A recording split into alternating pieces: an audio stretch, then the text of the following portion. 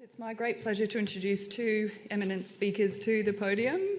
David Mead, Strategic Director from Australian Institute of Marine Science, and Lena Bay from the Reef Restoration and Adaptation Program to talk about RRAP, past, present and future. Thank you.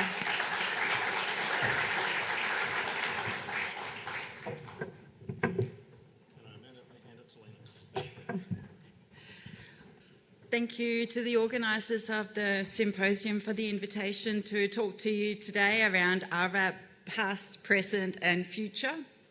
And just as a way of introductions, I'm really fundamentally motivated by curiosity and a passion for the beauty in art and nature.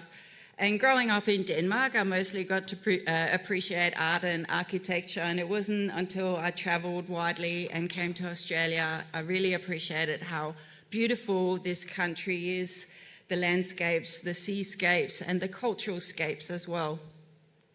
So I started thinking about thermal adaptation as a PhD student at James Cook University, and I got to continue that research at AIMS as a postdoc and then as a research scientist.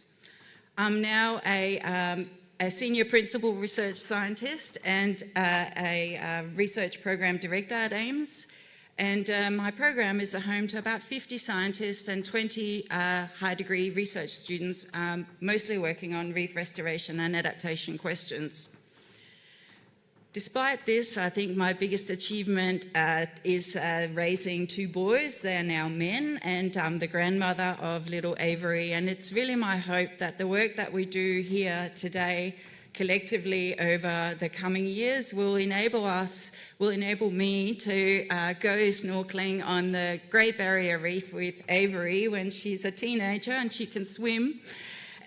She is training already, actually, and say it looked really dire for a while, but look how wonderful it is now. So we would like to start by extending our deepest respect and recognition to all traditional owners of the Great Barrier Reef and the First Nations people.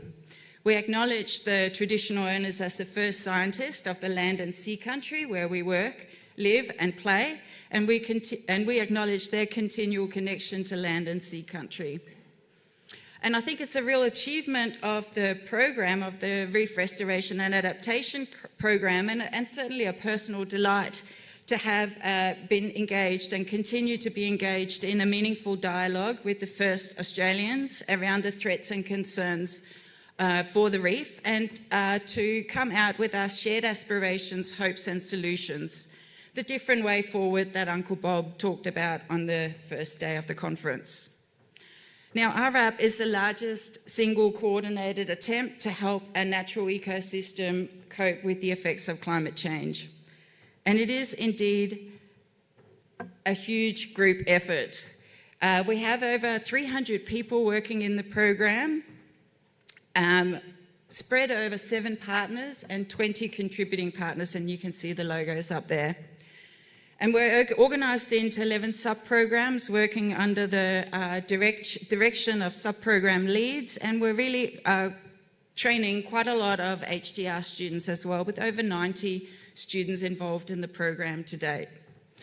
And so it's really with the greatest humility that David and I stand here today to present a bit of a status of the program, where we're at after the first 4 years.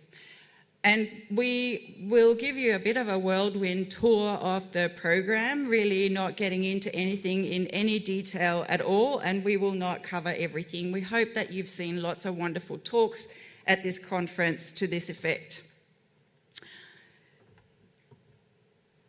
So David, what's the history of RRAP, and is there still a need for this work? No, we can all go home. Right, I'll answer that, but very loud. I will just quickly talk motivation and how I got to be here as well, though. I think my first interaction with a coral reef might have been as it was doing a kind of a cheese grater effect across me as I got washed across by a wave, surfing somewhere. And quite frankly, I ended up at AIMS through some pretty random circumstances. But that was, I took a contract at AIMS a long time ago, thinking I'd stay 3 to 5 years. I'm still there. And I'm still there because of the amazing people that work there. I've stayed even longer because of the amazing people that we brought into the Reef Restoration and Adaptation program.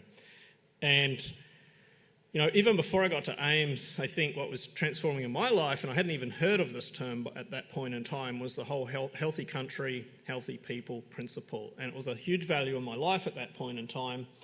And it's just amazing to work with a bunch of people that have that philosophy. The other thing yesterday, it might have been this morning actually, we were talking about hope.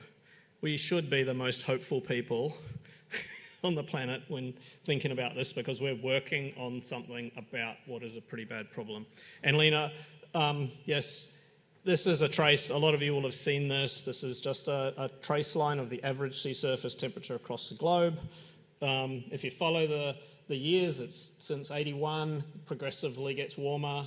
Last year you saw a pretty big jump that lined up with the bleaching in the Northern Hemisphere, kept going, and it's lined up with the bleaching in Australia. But if you actually unpack that data, the last 4 mass bleaching events, you can see the same trend actually.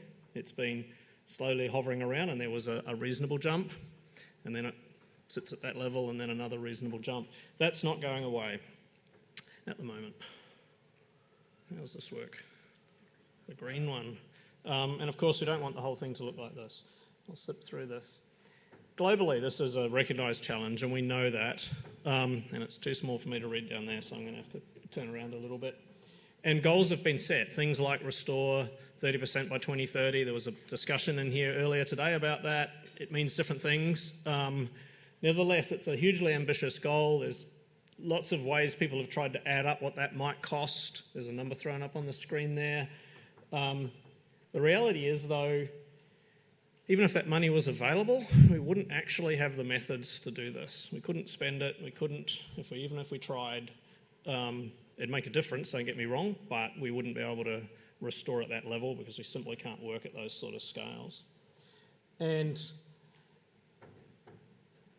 within a bunch of the talks here today, we've seen a few results of things. And I'm just quickly going to talk about those 2 panels there. The top panel is 2 degrees effectively, and the bottom panel is SSP 4.5, which is the most likely outcome, which has a sort of a temperature range of 2 to 2.7 through time. And if you imagine these as kind of 200 future Earths, so this is a statistical summary of 200 scenarios or 200 runs through the model. And what it's saying is that in the top panel, more often than not, the reef might survive. And in the bottom panel, it's saying more often than not, it doesn't survive. That doesn't mean to say that it's okay in the top panel, because there's model runs in there, which is why those bars run down to the bottom, where it's not okay. And it also doesn't mean that it's doomed if we get to 3 degrees, because there's still scenarios there where it's okay. It's just saying that statistically you're more likely to have a declining GBR as temperature rise increases. And 2 things stand out to me for that. One is it's obvious climate reduction and reduction of CO2 into the atmosphere has to be the #1 driver. It is the biggest impact, bar none. These types of models provide a very good demonstration of that, and this is the sort of stuff that Yves and Pete Mumby and that have been working on. But it also points out that we do need new tools, and active interventions are necessary, and that was kind of what formed the Reef Restoration Adaptation program a number of years ago. We just set ourselves to looking at things that might create step change, and across a range of types of things. So could we prevent loss of corals? Could we help systems to adapt?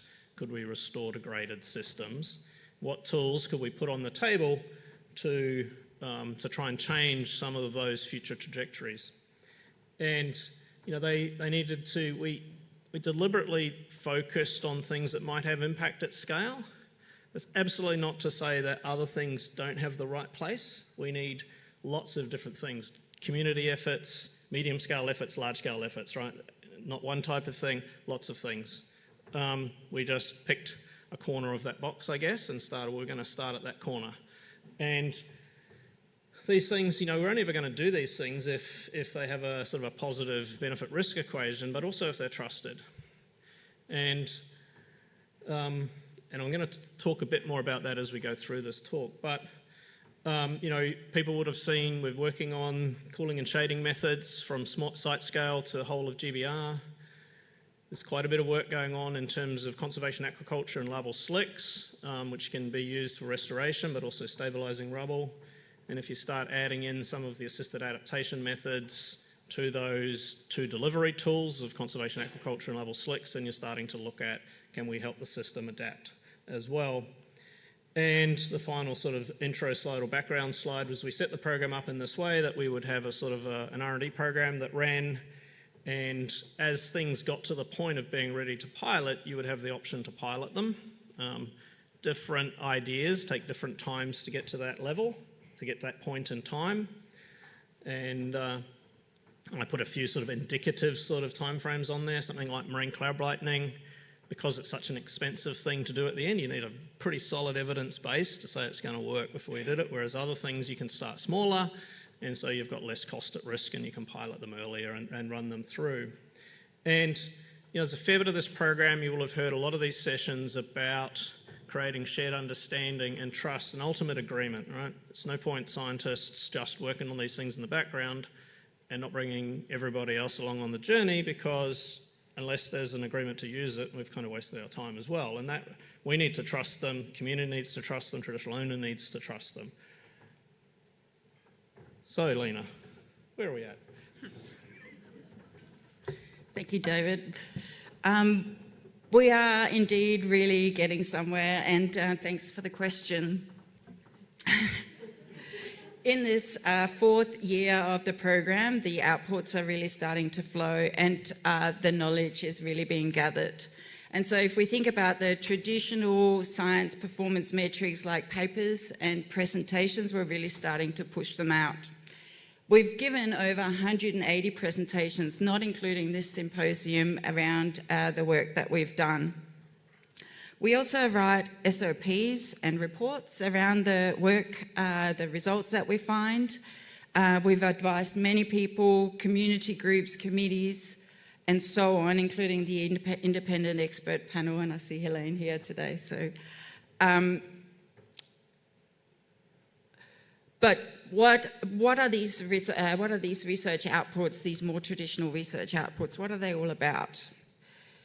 So here's actually a word cloud of the abstracts of all of those papers, and what you can see is that really not much stands out except coral. And we all think about corals, but I think it's important to note that corals mean very different things to people. Someone like me, corals very important. To other people, it means habitat for fish. And what I'll tell you later is that for other people, again, it might mean cultural access to their country. But I think when you look at the word cloud, it's also quite accurate in the sense that we do cover a lot of ground. And indeed, a lot of the cross-cutting work that we're doing is really the backbone of our program. So one of these cross-cutting functions is the Indigenous partnerships that have developed within the RRAP Indigenous Engagement Plan, within the engagement framework, and we've heard a fair bit about that at this conference. It's really enabled representation and advice across a number of different groups.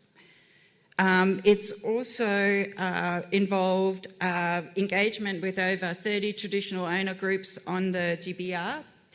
And Bob showed this image from a paper that we co-authored last year. But what that shows is really the process of engagement and free, prior and informed consent, starting across 6 sort of different activities, starting with on-country meetings and truth-telling, then leading, if that's appropriate, to free, prior and informed consent, site selection, permitting, research, monitoring, data analysis and knowledge sharing.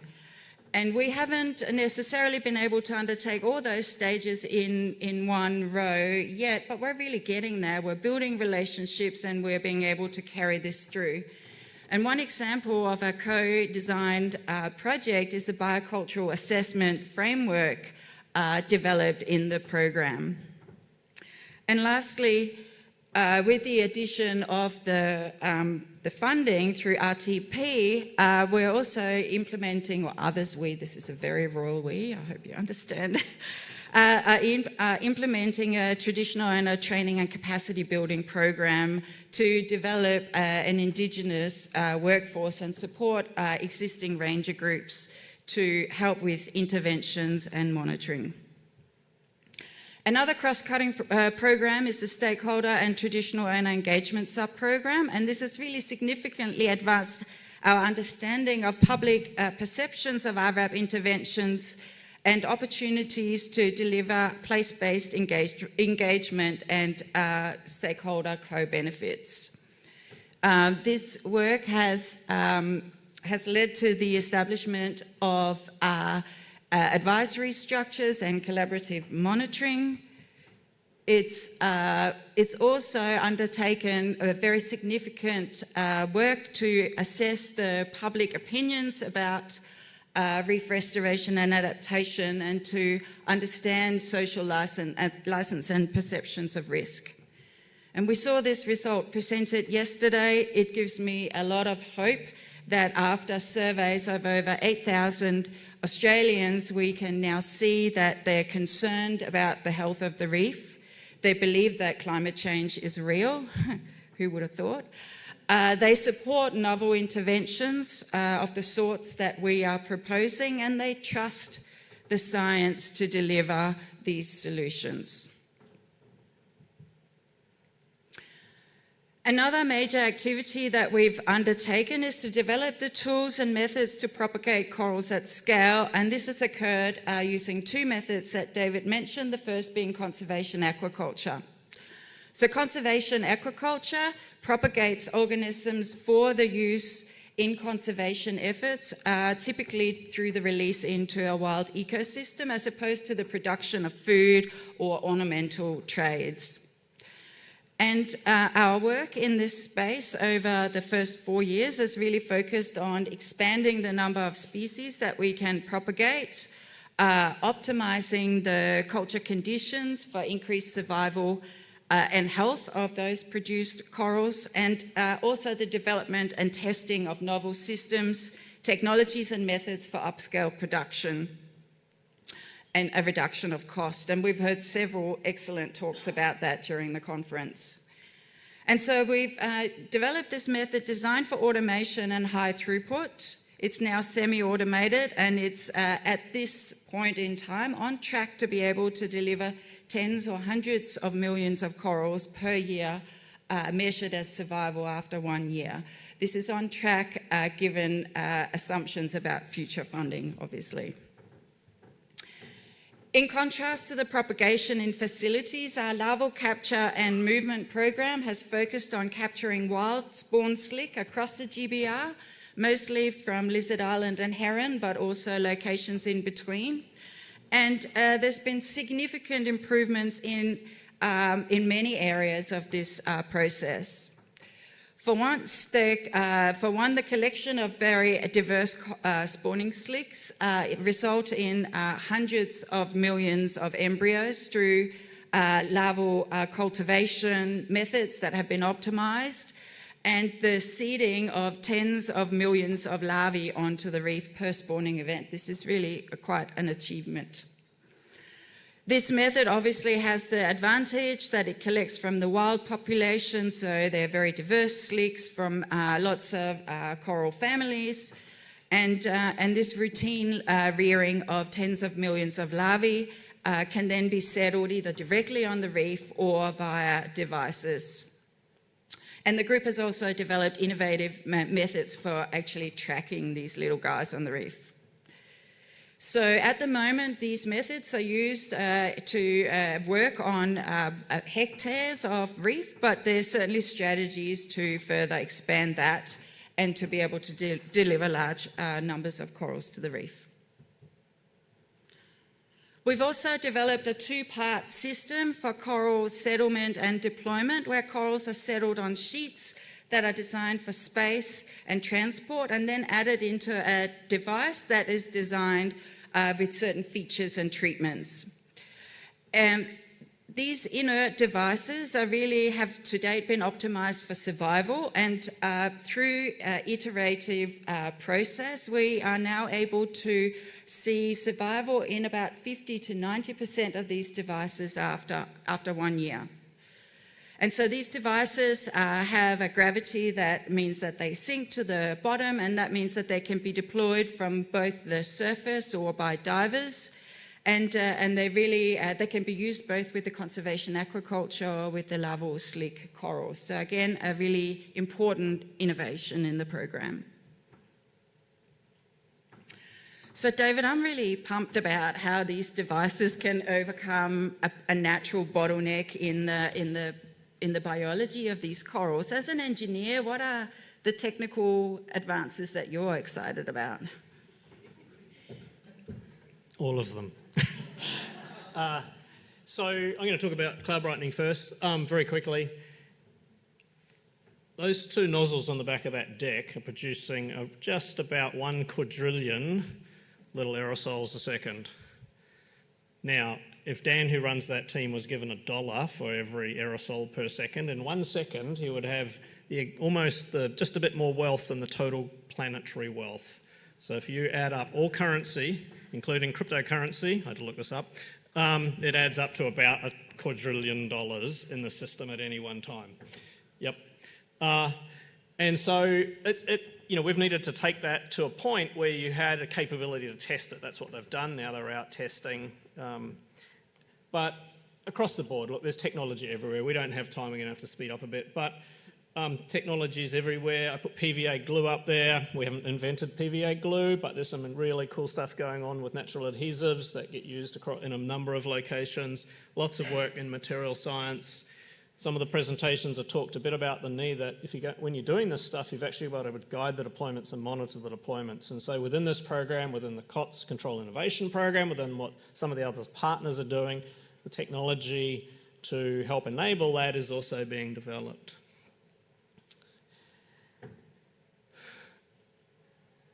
And I'm handing over to you. Sorry. I think you were supposed to ask me what I think about coral adaptation, but we don't need to waste time on that. So it's really clear that temperatures are increasing, and we know that corals don't like it hot. And so we've been focused on trying to understand coral heat tolerance. And what we have found is that GBR-wide tests of variation in heat tolerance have found that this is indeed extensive. And if you're in Andrew Baker's talk this morning, he talked about 4-degree variation in Florida. We're finding between 3 and 6 degrees measured by the instant heat stress assay. And so we've also developed a model to try and understand where these corals exist on the reef, and we've found that the model predicts that they should be more abundant on naturally warmer reefs in the northern GBR, reefs that have a higher mean monthly maximum, a disturbance history that involves mild bleaching events and temperature variation. And so we're still working on further developing these tools to identify these naturally heat-tolerant corals.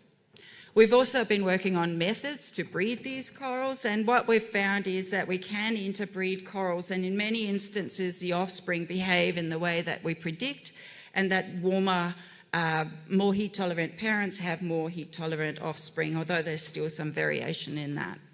And we're really at a stage now where we're field testing some of these experiments or these breeding methods across seasons and indeed across the bleaching event that we're now seeing.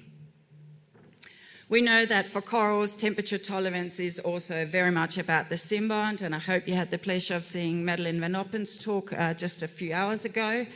Her group has been working extensively on developing heat-evolved symbionts to increase the thermal tolerance of corals.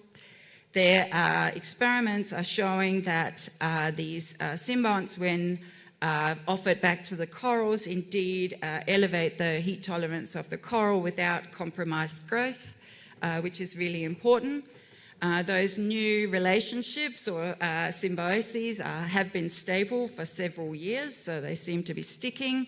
And they're now also at a stage where they're field testing the fitness and the thermal tolerance of these corals in natural environments, looking at the stability of the symbioses and how they might spread in the natural environment. We also heard today about cryopreservation approaches, very much a supporting technology, but that's really advanced. John Daly talked about that earlier. It's advanced from pure biobanking to really be able to support assisted evolution methods. And this opens up opportunities for us into the future. We can save materials, we can cross individuals that may or may not spawn at the same time, and it can really support genetic management options. And so most recently, John explained to us, this work has shifted to also involve the development of new techniques for cryopreserving coral larvae, tissues and symbionts, and that is undertaken in collaboration with Taronga Conservation Society. So we've got a system where we're uncertain about the future. We don't know what the trajectory will actually be. We don't quite know what the translation of CO2 to temperatures will be. Don't quite know what the organism responses will be in the system, how it will adapt. Yet we need to make decisions. Right? In that context, you have to use models. They have to be part of making those decisions. And so RRAP has been building a whole portfolio of models. I probably shouldn't say it, but I will. I'm quoted for saying all models are wrong, some are useful. It can't be more apt in this circumstance, right? The system's incredibly complex, it's not a single modelling task. So we're building a range of models that are fit for purpose for the question that you're asking them. And, you know, I've just put a few model outcomes up there. There's been a lot of presentations on those since we've been here. They need to be trusted for the purpose, though. So that's, I guess, the current task. We've been using a lot of these, we've been developing them, we've been testing them internally. It's hard to test them until you're starting to try and use them in a real circumstance, and you can start walking through with people what you've done, how that works. And so that will evolve, I guess, over the next sort of year or two or three. And finally, you know, people make decisions, not models. And so these are tools. And so there's a lot that needs to go around these, but we're seeing some incredible breakthroughs going through. Yeah. I need to speed up. One thing, fundamental knowledge. It's been talked about a lot here. We knew that at the start. Roger's talk yesterday really highlighted all of the things that are going on in the reef. There's lots of different stresses. They all impact at different things. The biology is complex. Yes, RRAP is focused on corals, but it's focused on corals as key sensitive benthic organisms that support all those other things. And, you know, that's a lesson that we're learning. At the start, we thought we needed to learn a lot. We now know more, and we now know we need to know a lot more if we're going to do these things in a way that's beneficial and efficient. And I'm just going to skip this slide because we're running out of time. I need to go quick. Yeah. So when we think about adaptation, it's really obvious that it's critically important, coral adaptation in particular. And some people have put it very bluntly, you know, either corals need to move, they need to adapt, or they will die. And so the point that we're really at now is realising that we need to understand adaptation on the reef, and that this work will take multiple coral generations. So let me see what I've got. And so these designs that we're thinking about now will potentially require us to work collaboratively in a different way to what we've done to date. But these designs will be able to not only help us understand how corals adapt in natural environments, but also to identify and breed those corals that we can then feed into the conservation aquaculture methods, or capture the right corals via the slick captures. And it's really just through the development of those fundamental and underpinning methods in some of the other programs that we're at a stage where we can actually start undertaking these experiments. And so I'm really excited about going into the future where we're starting to do much longer term experiments on the reef to really uncover the fundamental knowledge and the methods that we know that we will need. And it's really critical now more than ever that we all point our feet in the same directions as we were told on the first morning. And that means coming to a common understanding of both scope, value and need for restoration and adaptation. Libby told me a few days ago that some feedback from a Strong People, Strong Countries survey done as part of another project found really enhanced values from that work. But one of the really general sentiments that was fed back to her was a statement saying, "You fellas have no idea about this project. You think it's all about the corals." And so I thought that was really important to think about, because these values that people attribute to the reef can be very different, but together we need to find a way of encompassing all those different viewpoints. I don't have time to talk much about the other partnerships that we've done. We need to also, build partnerships and collaborations. I won't have time to talk much about them except to say that we're working with international scientists, we're working with process engineers from racing car teams, we're working with international experts in various areas to better understand risk. And then lastly, I would say that what we need to do moving into the future is continue to build this workforce and scientific leadership in this space. And I'm very excited about the work that Jordan Ivey is doing, linking micro-credentials to training, new skills, and even university degrees. All right, so we're very briefly going to finish up. Quickly into the future. Look, the future for RRAP is that we are starting some pilot deployments. We need to keep the R&D going, and I'm just going to jump to the pilot deployments have been explained a bit already. We're looking at 3 sort of general locations up and down the GBR with 2 methods. We'll run an experimental program that's kind of outlaid there where there's a sort of overlap of those 2 methods because they have some synergy, so each by themselves and jointly together. Just going to jump to the next slide. And of course, it is the conservation aquaculture and the larval slick stuff. We're targeting sort of 3 to 5 million one-year-old corals over that pilot deployment program. What's a little less obvious is that they kind of start in restoration mode, and through time, as we're running other experiments in parallel and we're getting to the point where there's the evidence base for them to be utilised, we'll try and bring in some of the assisted adaptation methods. How far we get through that list will depend a bit on the success of experiments that are running in parallel. But I just wanted to point out there's a whole ecosystem that goes along with these things, and the reason for these deployments is not just to put corals in the water, but it's about decision methods and surveys and partnerships with TOs and tourism and method transfer and technology, all of those other things that are listed down there. And so it's a really exciting phase in a program like this because there's certain things you can't do until you're actually trying to have a crack at it for real. And so this is a scale that's big enough that really tests where we've got to and will allow us to test these sorts of things and refine them and work out how we do it better in the future. One last slide. We're taking the R&D forward. We need to gain investment for that. Where we've already started will be where that program starts from. We'll be reassessing it, of course, the things that we've got going. We continuously do that. So we're still focused on protect, restore, adapt, reef builders.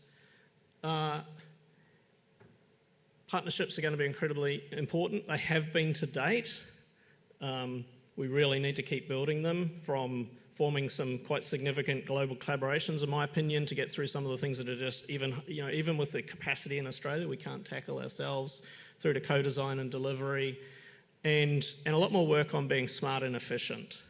So we're starting to get some of these methods developed, but unless we're clever about how we're going to deploy them, unless we can reduce some of the costs in the pilot deployments, probably the cost of surveying and monitoring will be almost as much as doing the pilot deployments themselves. So we need to start working on some of those other things as well. So I can kind of see, assuming we get funding, that the program will broaden out a little bit, right? And with a focus also then of thinking a bit more into the future about how this integrates into the broader planning that occurs on the Great Barrier Reef and all of the other things that are going on at the same time. So thank you, and questions. So, literally. Before we finish off, I would really like to acknowledge everyone in RRAP. We'd like to acknowledge the leadership under Cedric, the board, the steering committee, Jim, Mia, the managing entity, I see many of you here, and the fundraising by the GBRF. And I would really like everyone who's been associated with RRAP to stand for a moment, if you could, please. The scientists, the managers, the rangers, the students. Quite a lot of us. Being part of RRAP has not always been easy. It's been tough at times, it has been confronting, but we're in this together. Collaboration, as David said, is a really strong part of what we do, and your collegiality and friendship is precious. And so I think together we can make a difference. And I would like to have a round of applause for everyone in this room for the work that you've done.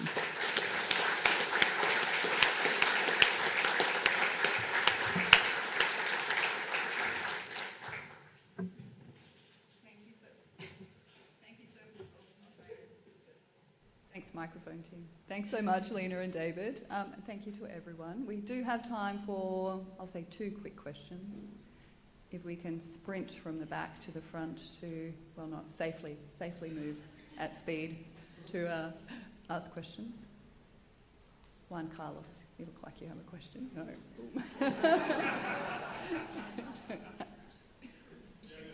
Where's my friend Carl? There he is. No. Shall we save questions for afternoon tea time? Okay, all right. Well, join me again in a round of applause for Lena and David. Let's break for afternoon tea.